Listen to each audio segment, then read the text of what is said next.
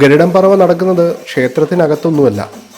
തൊട്ടടുത്ത പറമ്പിൽ താൽക്കാലികമായി നിർമ്മിച്ച ഓലപ്പുരയിലാണ് ഗരുഡൻ പറവ നടക്കുന്നത്.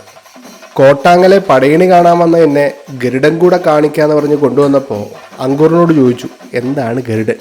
അവൻ ഇതാണ് പറഞ്ഞത്. കോത്തല ഗരുഡൻ. തെക്കൻ കേരളത്തിലൊക്കെ ഭദ്രകാളിക്കുള്ള ഒരു പ്രധാന വഴിപാടാണ് ഗരുഡൻ തൂക്കം. അതിൻ്റെ ഒരു ഭാഗമാണ് ഗരുഡൻ പറവ. ഭക്തിയുടെയും സമർപ്പണത്തിൻ്റെയും ഒരു ആചാരം കൂടിയാണ് ഗരുഡൻ പറവ. ഇത് നടക്കുന്നത് കോട്ടയം ജില്ലയിലെ മനോഹരമായ ഒരു ഗ്രാമമായ കോത്തലയിലാണ്. ജനുവരി 24 നടന്നത്. അങ്ങനെ ജനുവരി 24 24 ഗരുഡൻ പറവകളാണ് അവിടെ അവതരിപ്പിക്കപ്പെട്ടത്. അത് ജനുവരി 24 അവതരിപ്പിച്ചത് കൊണ്ടൊന്നുമല്ല, അതൊരു കണക്കാണ്. പിന്നെ ഒരു പ്രാസം ഒപ്പിച്ച് പറഞ്ഞുകൊണ്ട് മാത്രം. നമ്മുടെ നാട്ടിൽ നിന്ന് റീച്ചായ കീർത്തൻധാര എന്ന ഭജൻ സംഘിലെ ശംഭുചേട്ടനാണ് നമുക്കിത് കാണാൻ വേണ്ടിയിട്ടുള്ള അവസരമൊക്കെ ഒരുക്കി തന്നത്. ആദ്യം തോർത്തുമുണ്ടൊക്കെ മുഖം മറച്ച് വന്നില്ലേ മിന്നൽ മുരളി ശംഭുചേട്ടൻ.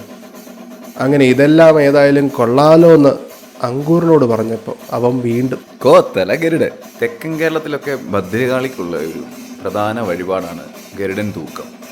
അതിൻ്റെ ഒരു ഭാഗമാണ് ഗരുഡൻ പറവ.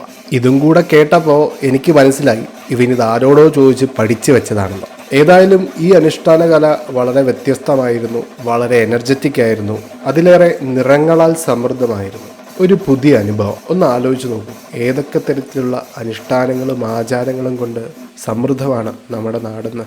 നിങ്ങൾക്ക് അങ്കൂർ പറഞ്ഞതിനേക്കാൾ കൂടുതലായി പറയാനുണ്ടെങ്കിൽ കമൻ്റായിട്ട് ഇട്ടോളൂ. ഞാനും ഒന്ന് പഠിക്കട്ടെ, അങ്കൂറിൻ്റെയും കൂടെ പഠിപ്പിച്ചു കൊടുക്കാം. ഇവിടെ വന്നപ്പോഴാണ് സത്യം പറഞ്ഞ ഗരുഡൻ എന്ന അനുഷ്ഠാന കലയെ ആദ്യമായി കാണുന്നത്, അതിനെ അറിയുന്നത്.